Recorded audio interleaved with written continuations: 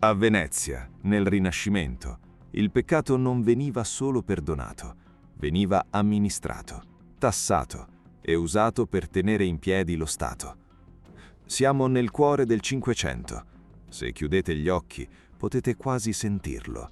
Il fruscio pesante della seta damascata che striscia sul masegno umido, il profumo stordente del muschio e dell'ambra grigia che cerca di coprire l'odore salmastro della bassa marea.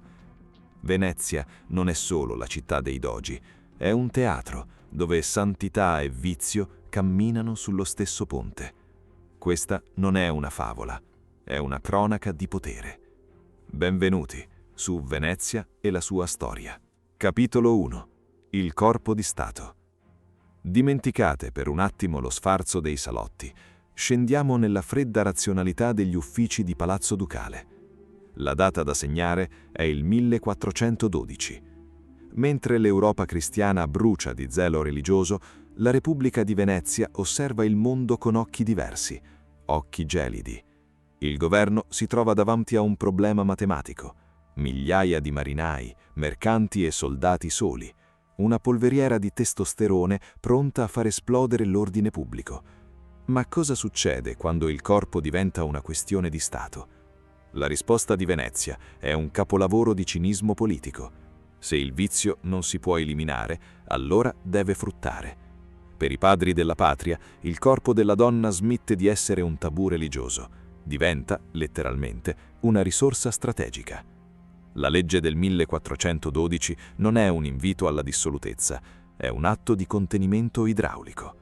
Come si costruiscono dighe per fermare il mare, si costruiscono quartieri per arginare il desiderio. Il doge Agostino Barbarigo capisce una verità scomoda.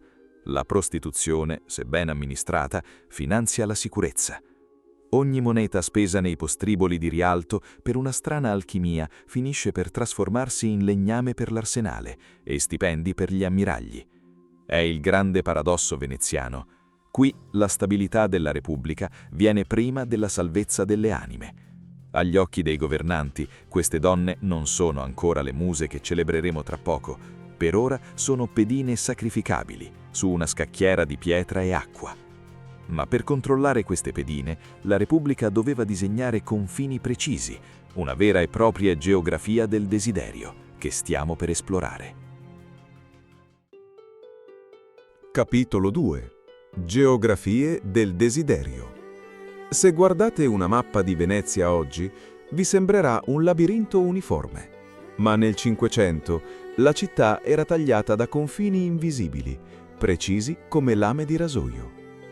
Lo Stato non si limitava a tassare. Lo Stato decideva dove si poteva peccare. Esisteva una vera e propria urbanistica del piacere. Il cuore pulsante di questo sistema si trovava nel sestiere di San Polo. Ancora oggi i turisti sorridono leggendo un Nisioleto, un'indicazione stradale, Riocherà delle Carampane. Nel dialetto veneziano moderno, la Carampana è una vecchia signora sgradevole, ma la storia dietro questo nome è molto più crudele. Le Carampane prendono il nome di Carampani, palazzi di proprietà nobile che la Repubblica confiscò e destinò a residenza coatta per le prostitute di basso rango. Non era un quartiere qualunque, era un recinto sociale. Non c'erano cancelli di ferro, ma c'era lo stigma. Chi entrava lì ne usciva difficilmente. Poco distante troviamo un luogo che è entrato nella leggenda, il Ponte delle Tette. Non era un nome goliardico, era il fulcro di una strategia di ingegneria sociale. Le cronache del tempo ci raccontano che il governo era terrorizzato dalla diffusione della sodomia, considerata un crimine contro natura gravissimo. La soluzione fu pragmatica e brutale: curare un vizio con un altro vizio. Le prostitute furono autorizzate, anzi incoraggiate, ad affacciarsi dalle finestre o a stare sul ponte a seno scoperto. Dovevano funzionare come esca. Dovevano distogliere gli uomini dalle tentazioni proibite e riportarli sulla retta via della natura, anche se a pagamento. Il corpo femminile veniva usato come correttivo morale. Ma il controllo non era solo sui luoghi, era addosso, sulla pelle. Se passeggiavi per Venezia alla metà del secolo, riconoscevi subito chi vendeva il proprio corpo, non per il trucco, ma per un dettaglio imposto per legge: il fazzoletto giallo. Dovevano essere visibili, marchiate, come le boe nella laguna segnalano il canale, quel colore segnalava la merce disponibile. Lo scopo era chiaro: separare le donne oneste dalle altre, proteggere l'onore delle patrizie. Sembrava un sistema perfetto, un recinto invalicabile fatto di pietra e colori obbligatori. Ma proprio mentre il governo costruiva questi recinti, alcune donne stavano già imparando come scavalcarli, non con la bellezza, ma con i libri.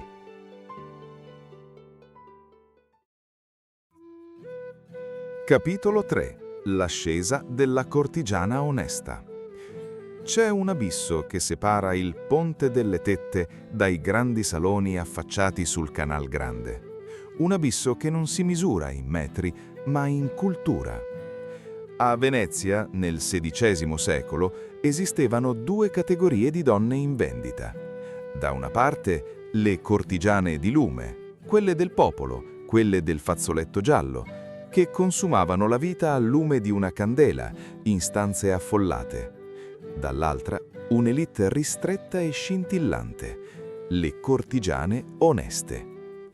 Attenzione alle parole. Onesta, in questo contesto, non significa casta, significa onorata, riconosciuta. Ma come si passava dal basso all'alto? Come si trasformava il vizio in arte? La risposta sta in un vuoto sociale che gli uomini veneziani avevano creato con le loro stesse mani. Le mogli dei patrizi erano spesso recluse in casa, quasi invisibili. Erano madri, amministratrici di doti, pedine per alleanze matrimoniali. Erano istruite quanto bastava per gestire la casa e pregare, ma rigorosamente escluse dalla vita culturale pubblica. L'uomo veneziano, colto, viaggiatore e amante del bello, in casa trovava ordine e dovere, ma fuori cercava altro. Cercava qualcuno con cui parlare. La cortigiana onesta riempie esattamente questo spazio. Non vende solo il corpo, vende un'esperienza intellettuale completa. Sa suonare il luto, conosce a memoria le rime del Petrarca, sa discutere di politica estera e di guerra con un ambasciatore francese o un mercante turco. In un mondo che escludeva le donne dallo studio formale, queste professioniste del piacere usarono la cultura come un'arma di emancipazione. Impararono a leggere per sedurre meglio. Il sesso, paradossalmente, diventava quasi l'accessorio finale di una lunga seduzione mentale. Entrare nel salotto di una cortigiana onesta costava una fortuna. Non pagavi per un'ora, pagavi per l'illusione di essere amato, capito e intrattenuto da una donna libera che sembrava sceglierti e non subirti. Era un mercato di lusso così fiorente e così celebre in tutta Europa che qualcuno pensò bene di farci un vero e proprio catalogo commerciale. E quello che stiamo per aprire non è un libro qualunque.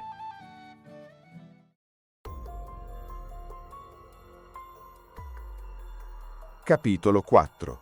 Il catalogo. Eccolo. È un libretto piccolo.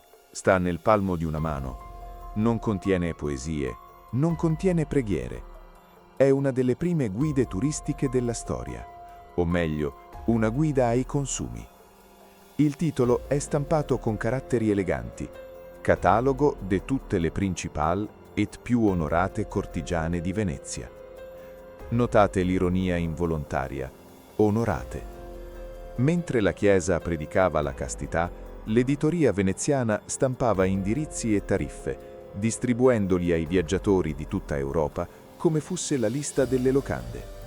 Apriamolo a caso. La struttura è di una semplicità disarmante. Nome, indirizzo, nome della mezzana e infine la cifra. Leggiamo insieme: Isabella da Luna, San Tommaso, scudi 3. Lucrezia Squarcia, San Geremia, scudi 5. È un elenco spietatamente brutale. In queste pagine ingiallite, l'aura di muse rinascimentali svanisce. Rimane solo la transazione commerciale Il corpo della donna viene mappato, localizzato e prezzato. Non importa se sapevano recitare Virgilio a memoria, qui, su questa carta, valgono 3 scudi, 5 scudi, 10 scudi. E c'è un dettaglio che spesso sfugge.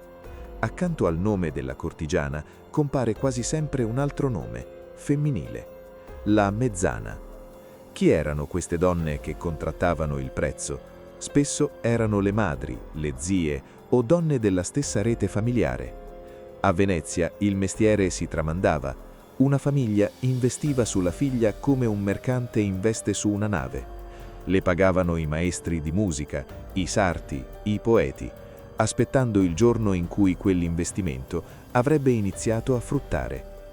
Scorrendo le pagine, tra centinaia di nomi anonimi, l'occhio cade su una riga specifica, una riga che cambierà la storia di questa città. Indirizzo: Santa Maria Formosa. Nome: Veronica Franco. Prezzo: 2 scudi. 2 scudi. Una cifra stranamente bassa, accessibile. Forse un errore di stampa? O forse una strategia di marketing per una donna che aveva capito tutto del suo tempo? Perché quella donna, che nel catalogo vale 2 monete d'oro, sta per sedersi al tavolo con i re?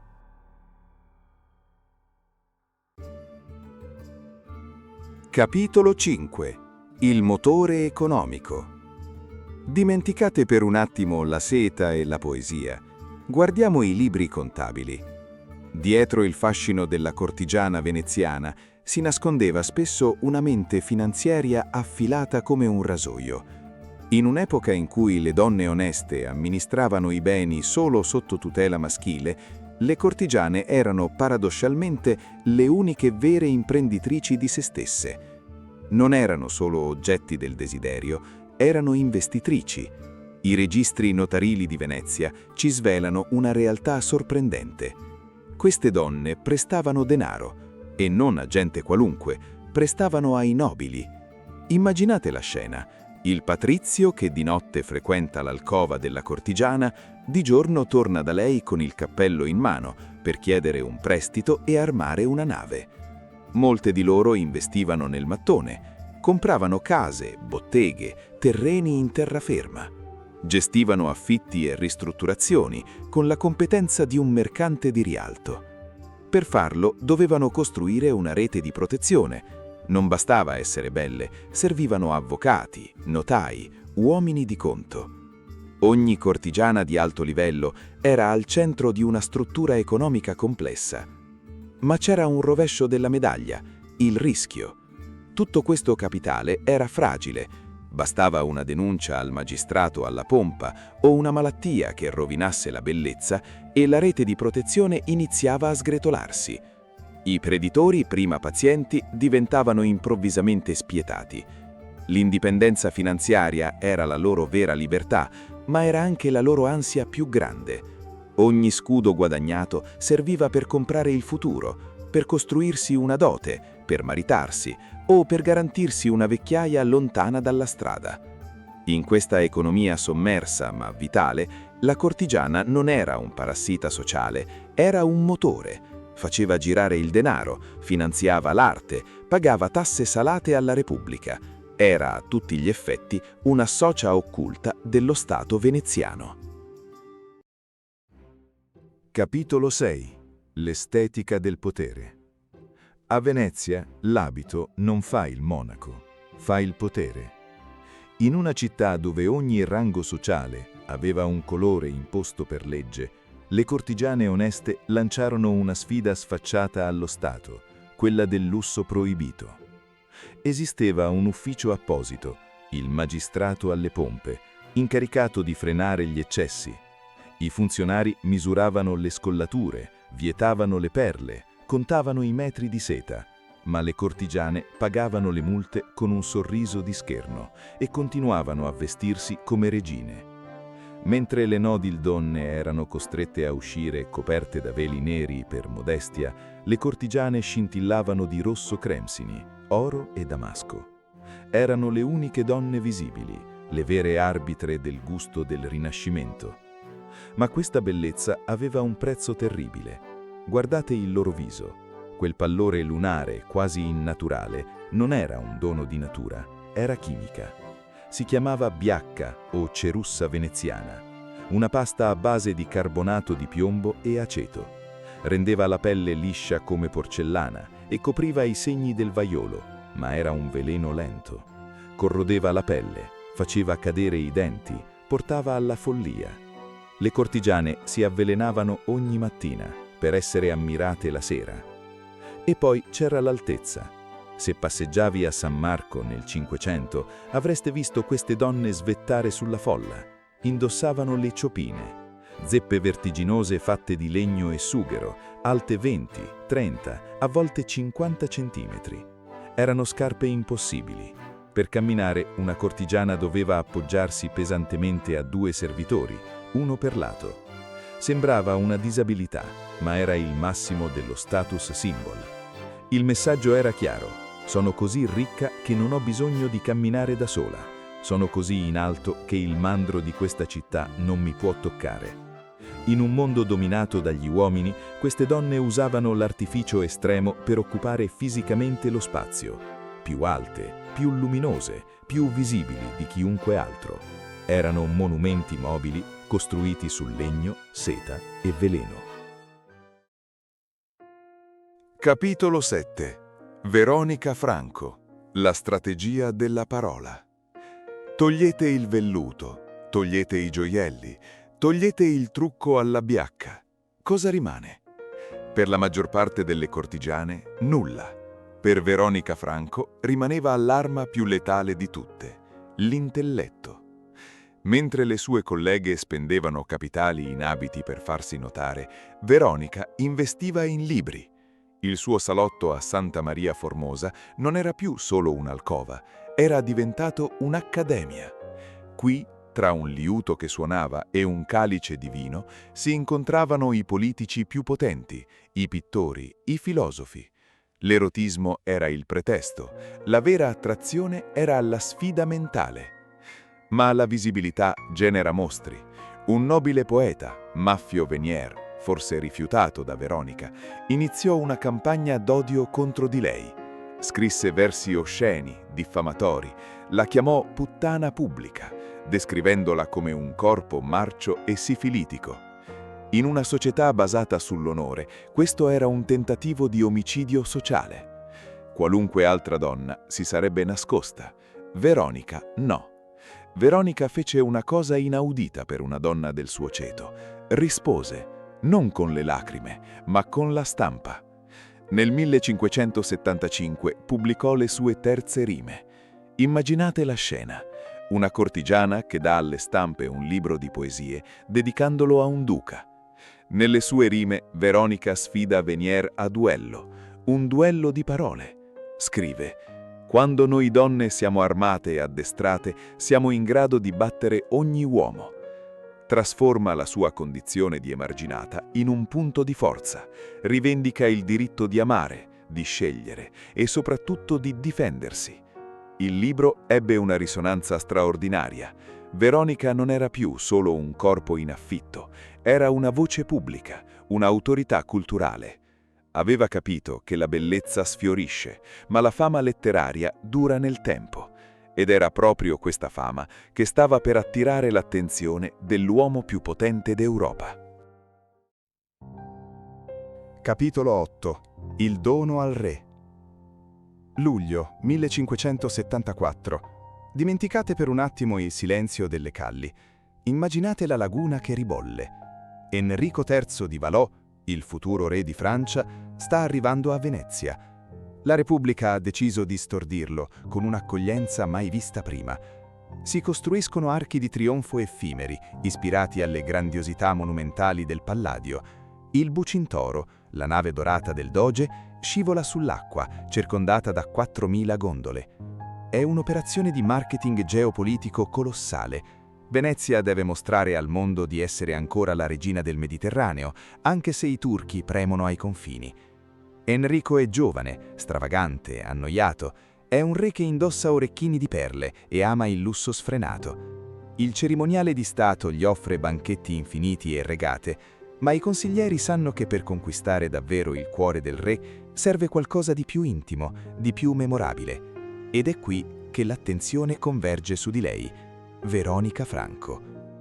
Venezia non emana un ordine ufficiale. La Repubblica, con il suo solito pragmatismo, lascia semplicemente che accada. Il nome di Veronica emerge come il fiore all'occhiello di una strategia silenziosa. Non viene spinta verso il re come una semplice prostituta, viene presentata come una poetessa, come una meraviglia vivente. L'incontro avviene in un palazzo privato, lontano dal protocollo.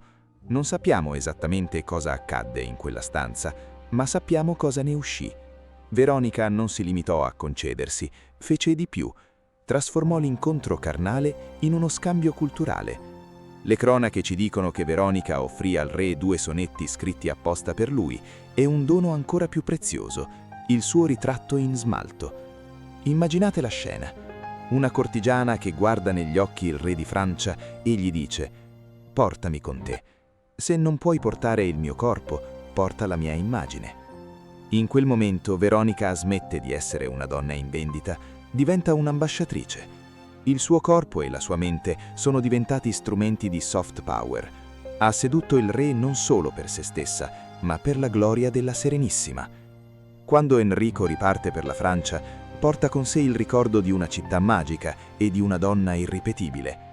Veronica è all'apice, è ricca, è celebre, è protetta dai potenti, sembra intoccabile. Ma a Venezia l'acqua alta arriva sempre quando meno te lo aspetti, e l'onda che sta per abbattersi su di lei ha un nome terribile: Inquisizione. Capitolo 9. Il processo. 1578. Venezia non è più la festa che abbiamo visto. È una città sopravvissuta. La peste del 75 ha spazzato via 1/3 della popolazione, 50.000 morti. Il silenzio è calato sulla laguna e con il silenzio è arrivata la paura e la voglia di trovare colpevoli. In questo clima di sospetto, un uomo si presenta al Sant'Uffizio. Si chiama Ridolfo Vannitelli, è il precettore dei figli di Veronica. Perché la denuncia?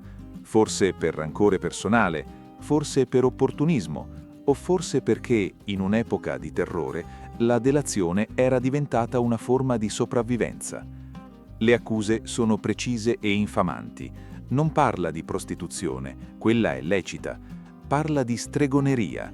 Accusa Veronica di praticare incantesimi, con nodi magici, per legare a sé i patrizi, di mangiare carne di venerdì, di invocare il diavolo per mantenere la sua bellezza. Per l'Inquisizione queste sono parole che odorano di rogo. Veronica viene convocata. Dimenticate la donna ingioiellata che sedusse il re, entra nell'aula del tribunale vestita di nero, senza trucco, a testa bassa. Una scelta strategica, teatrale. Si presenta come impone il ruolo della peccatrice pentita. È sola. In quel tribunale non esiste un avvocato che parli per lei, deve difendersi da sola, davanti a giudici che hanno il potere di vita e di morte. La sua difesa è un capolavoro di retorica. Veronica non nega l'evidenza, ammette i peccati della carne, confessa la sua vita dissoluta, ma traccia una linea netta. Ho venduto il mio corpo, sembra dire tra le righe, ma la mia anima è rimasta fedele a Dio. Mentre parla, però, nella stanza aleggiano presenze invisibili. I giudici sanno chi è lei, sanno chi sono i padri dei suoi figli. Condannare Veronica avrebbe avuto conseguenze che i magistrati conoscevano bene. Dietro di lei, nell'ombra, si muoveva ancora la rete di protezione della nobiltà veneziana.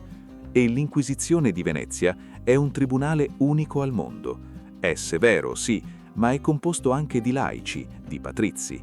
È un tribunale prima veneziano e poi cattolico. La sentenza arriva ed è un miracolo politico. Assolta. Veronica esce dal palazzo, libera, ma qualcosa si è rotto per sempre. Le accuse di stregoneria, anche se cadute, lasciano una macchia indelebile. I nobili che la frequentavano si allontanano. La magia del suo salotto è svanita.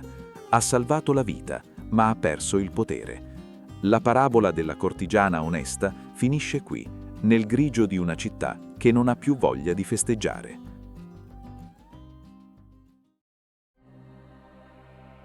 Capitolo 10. La piaga. Dalle feste al lazzaretto.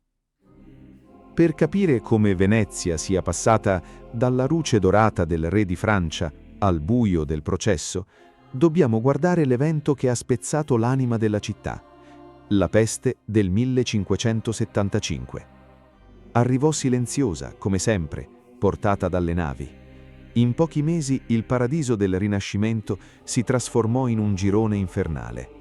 I canali, prima affollati di gondole in festa, si riempirono di barche nere, le barche dei morti, dirette verso le isole del lazzaretto. Morì un terzo della popolazione, 50.000 anime, tra loro il più grande di tutti, Tiziano Vecellio. Veronica Franco rimase in città. Vide i palazzi dei suoi nobili amanti barrati con le asse di legno. Vide le croci bianche dipinte sulle porte, ma soprattutto vide il crollo delle sue sorelle più povere. Le prostitute di basso rango, quelle del Ponte delle Tette, furono le prime a cadere. Senza clienti e senza la protezione dei palazzi, venivano caricate a forza dalle guardie sanitarie e portate a morire sulla paglia del lazzaretto vecchio. In questo scenario apocalittico accadde qualcosa di terribile per la mente collettiva, la ricerca del capro espiatorio. Dai pulpiti di San Marco i predicatori tuonavano: «Questa è la punizione di Dio per i vostri peccati, per il lusso, per le meretrici». La cortigiana, che fino a ieri era il fiore all'occhiello della città, divenne improvvisamente la causa del male. L'ammirazione si trasformò in odio religioso. È qui, tra il fumo dei roghi che bruciavano i vestiti infetti, che in Veronica matura una nuova consapevolezza. Non basta più essere belle o colte, in una città che fa penitenza bisogna salvarsi l'anima. Il suo sostegno alla Casa del Soccorso non nasce solo come opera di carità, nasce come risposta necessaria a questo inferno. Venezia ne uscirà viva, ma non sarà mai più la stessa. Il carnevale era finito, era iniziata l'era del rigore. Capitolo 11. Il tramonto del sistema, la Controriforma. Se la peste aveva ucciso i corpi, la Controriforma stava per uccidere lo spirito. Negli anni '80 del Cinquecento, un vento gelido inizia a soffiare da Roma. La Chiesa cattolica, terrorizzata dall'avanzata dei protestanti in Europa, decide di blindare la morale. E Venezia, per quanto fiera, non può più ignorare il Papa. Quella che era stata un'isola di relativa tolleranza, dove ebrei, turchi e cortigiane avevano trovato spazio, inizia a cambiare colore. Guardate i dipinti di quegli anni. Il rosso e l'oro del Rinascimento lasciano il posto al nero. La moda si irrigidisce, i colletti diventano rigidi, spagnoleschi, i corpi vengono coperti. È la fine della libertà estetica. In questo nuovo mondo austero non c'è più spazio per una donna come Veronica Franco. La figura della cortigiana onesta, la donna colta, pubblica, che discute alla pari con gli uomini, diventa improvvisamente scandalosa, inaccettabile. I gesuiti arrivano in laguna, l'indice dei libri proibiti inizia a circolare nelle stamperie. La cultura non è più un gioco seduttivo, ma un campo minato. Le cortigiane non scompaiono, ovviamente. Il vizio non muore mai, ma tornano nell'ombra. Smettono di essere muse e tornano ad essere merce. Non pubblicano più libri di poesie, non dedicano sonetti ai re. Si nascondono dietro le persiane chiuse, gestite da mezzane discrete, tollerate solo come male minore, non più celebrate come meraviglie cittadine. Veronica assiste a questo tramonto dalla sua finestra. Vede una generazione di nobili veneziani che non cerca più lo scontro intellettuale, ma solo il piacere rapido e silenzioso. Il sistema che l'aveva creata, quel mix unico di lusso, cultura e peccato, si è rotto per sempre. Il sipario sta calando e sul palcoscenico vuoto rimane solo il silenzio.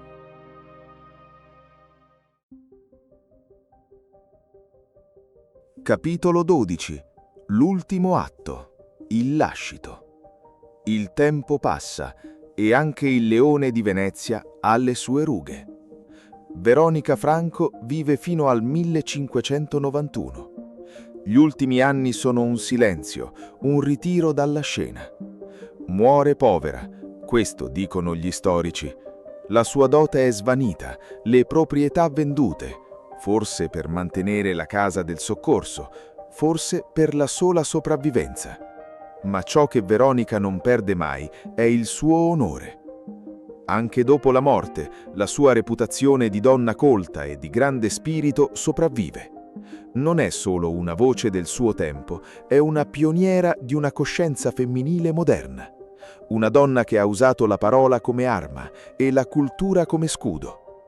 Ci ha lasciato non solo un ritratto, ma una testimonianza potentissima. Quella di una donna che, pur partendo dai margini della società, ha osato sfidare le regole, ha dialogato con i re e con i grandi poteri del suo tempo e ha scritto poesie che ancora oggi ci parlano. La storia di Veronica Franco non è solo una cronaca di vizi e virtù, è la storia stessa di Venezia. Una città che, proprio come Veronica, ha saputo essere contraddittoria, magnifica, scandalosa e profondamente innovativa. Una città che non ha mai smesso di incantare, di sorprendere, di resistere. Una città che ci insegna che la bellezza, la cultura e la libertà, anche quando messe a dura prova, possono lasciare un segno indelebile. E con la storia di Veronica Franco, questo viaggio attraverso le pieghe più sorprendenti di Venezia giunge al termine. Se vi è piaciuto scoprire il lato più inedito della Serenissima e la vita di donne come Veronica, non dimenticate di iscrivervi al nostro canale, Venezia e la sua storia, e di attivare la campanella per non perdere i prossimi video. Lasciate un commento per farci sapere quale aspetto di Venezia vi affascina di più e mettete un like se il video vi è piaciuto. Vi aspettiamo per le prossime avventure tra i segreti della laguna.